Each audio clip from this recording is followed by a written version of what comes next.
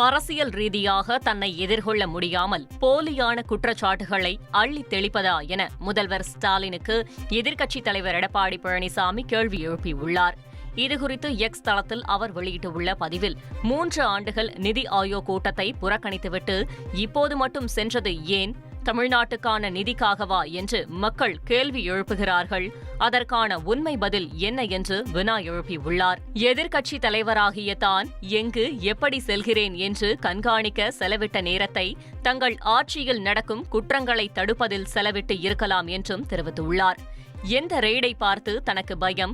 இந்த ரெய்டுக்கும் தனக்கும் என்ன சம்பந்தம் என்று கேள்வி எழுப்பியுள்ள எடப்பாடி பழனிசாமி, முதல்வர் குறிப்பிடும் உறவினர்கள் தனக்கு உறவினர் ஆகும் முன்னரே பல தொழில்களை செய்து வந்தவர்கள், இருமுறை வருமான வரி சோதனைகளை சந்தித்தவர்கள், முரண்பாடுகள் இருப்பின் முறையாக கணக்கு காட்டி அதற்கான விளக்கத்தை அளிக்கப் போகிறார்கள்.